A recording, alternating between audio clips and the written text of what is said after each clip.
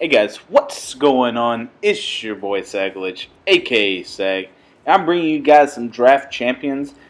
This is number 7 in the series, but we have to start all over by having another draft. So let's get into it, see what kind of players we can do, and see if we can make it to that magical Super Bowl, in quotations, Super Bowl, with this team. So we have a choice of Gus Bradley for the Jaguars, Dan Quinn for my personal favorites, the Falcons, so running a 4-3 defense, and also Mike Pettine, who is the Browns coach. He runs a 3-4, only coach in that selection to run a 3-4. I am more comfortable in favor of 3-4 defense with the teams. So first up, we got 3 great choices: Jerod Mayo,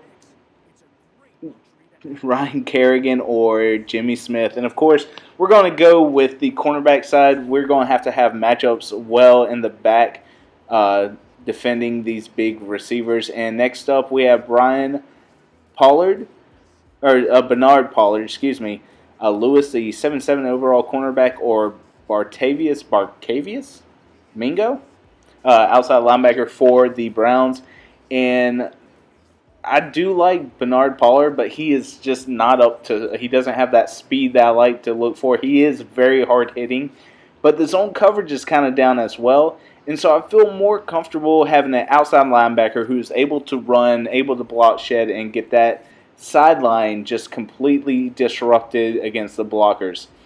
Oh, God. 3 great choices. Either Michael Bennett, Dante Hightower, or Gerald McCoy. 8-8 overall.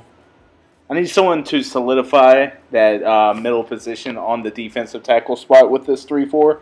I need a guy who's going to eat up a lot of double teams and be able to block shed the offensive blocking. So I'm going to go with Gerald McCoy.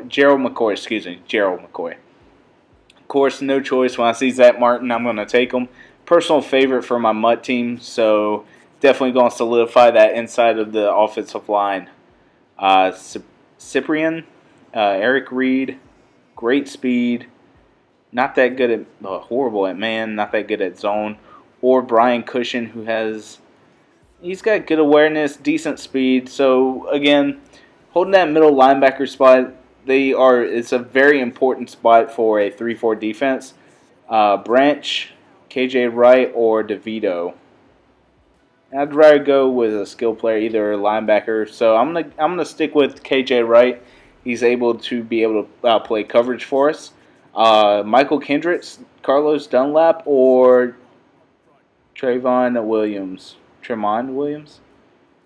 He's got that good man coverage, but overall, I do like Michael Kendricks as well to solidify that first linebacker position, and have Cushion move over for that second middle linebacker. So we already have Gerald McCoy, so Haloti and I we're just gonna kind of stay away from Larry Fitzgerald or LaShawn McCoy, and we're going with Shady McCoy. He's going to be playing up that backfield for us. Another 3 great selections. Daryl Smith, the middle linebacker. If we didn't have Brian Cushion, probably would have taken him.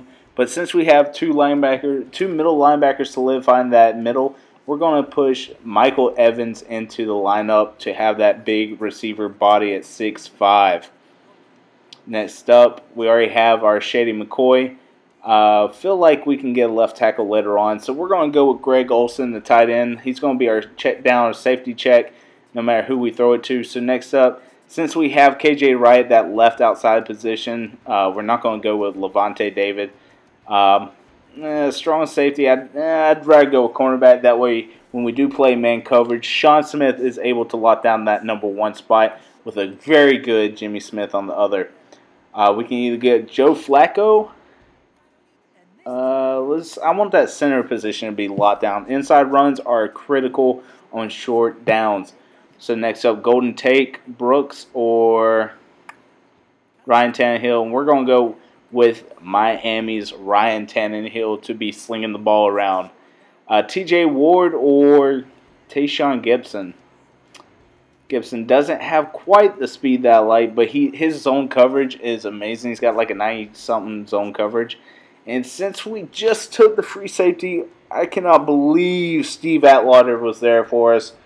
We can even go with a safe bet with Walter Jones, but I feel that we need a defensive line to interrupt this passing game. So we're going to go with the legendary Jason Taylor from the 2000 season of the Miami Dolphins. So there we have it, guys. We have solidified this team at 81 overall team, 80 on offense, 81 on defense. So we're going to be looking for the secondary and defensive linebacking positions to make a plays. And our opponent has a 93 overall 2005 Clinton Portis when he was with the Redskins. Darnell Dockett, oh God, from the Cardinals. Oh man, that's crazy, 90 overall. And an 89 overall fullback with Anthony Sherman, who's going to play a great role in getting the lead blocks for whatever running back he has. And it looks to me like he likes to run the halfback stretch. And again, this defense might be a little triggered, but whatever. As you guys can see, I like the halfback angle, like that middle cleared out for my running backs. And so he's going to be the Green Bay Packers. We are going to be the Falcons. Green Bay Packers taking on the Falcons from Orlando, Florida. And the Falcons are receiving the ball on the kickoff. And Goodwin receives it at the 5-yard line, takes it left, gets away from a defender, finally taken down at a 27-yard line. So with the first play of the offensive possession, it is 1st and 10. Tannehill does not like what he sees, and he drops back from a strong right formation and hits Mike Evans going out of bounds after a 7-yard catch. Shotgun formation, bunch up. Tannehill drops back, steps to the right, and picked off by Devin McCourtney, who had the man coverage on Mike Evans. And unfortunately, it looks like this is not going to be too good. But with the offensive possession, strong right formation, Clinton Portis takes a halfback stretch right and taken down for a loss on the play, loss of 2. But it looks like they are going to go with a hurry up. Maybe he saw something. Maybe he just wants the clock, a little bit of time go off. And a drop back from Wilson. Wilson just turns and runs and just randomly throws to the right to Jason Avant, who makes the catch into our red zone area. Shotgun formation for Wilson. Clinton Portis steps right, and the flag on the play looks like a false start. Bringing up 1st and 15 after a false start. Pistol formation for Russell Wilson. The handoff to Clinton Portis in the counter left, spins upfield, and finally taken down after a 10-yard gain. 2nd and 4. Gets all the yards plus more on that running play. Handoff left side to Clinton Portis, who just pushes forward over the center. Finally taken down after a 3-yard gain. Of course, we're seeing a hurry up, not the first time on the drive. We got a nickel to gap play for these linebackers. And the handoff once again to Portis, the workhorse on the drive, and into the end zone is Portis. And the PAT is up and good, giving the Packers a 7-point lead on the game. So a minute 30 left in the first quarter. Goodwin again with the take out from the end zone. Goodwin's got a couple of men miss, and that's going to be it, guys. Well done, Mr. Goodwin. From one end zone to another, and that's going to be a 100-plus yard return. First kickoff return for a touchdown with this team.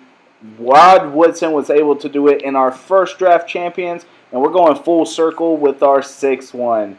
So Eric Williams takes out their end zone, trying to do his best Goodwin impression, and taken down at the 25. Bunch right formation, shotgun set, left side sits Portis. And Russell Wilson's calling some plays, doesn't like what he sees, drops back to throw. The Packers try to get the ball off, and unfortunately taken down. After a loss on the play, 2nd and 18, Russell Wilson drops back over to the right side, almost picked off by Michael Kendricks. So on 3rd and 18, we have a pistol formation. Portis behind Wilson. Wilson drops back, rolls right, doesn't like what he sees, throws over back to his left, and unfortunately just overthrows his receiver. Unable to make the catch. A 4-wide set for Wilson. Wilson drops back Looks like running verticals over the middle and catches the ball, is a receiver for the first down, a gain of 21. So a Hail Mary formation. This is unconventional. And taken down is Wilson. Vic Beasley Jr. on the play. One of my new favorite rookies in real life for the Falcons. And as you can see here, Wilson's going to drop back, throw over to the right, and unable to make the catch is a receiver. Wilson just overthrows the body. 3rd and 17 again. Bunch set for Wilson, who drops back, throws over the middle, and unfortunately gets a user pick by Pleasant. And that looks like what's going on here. We all should know by now.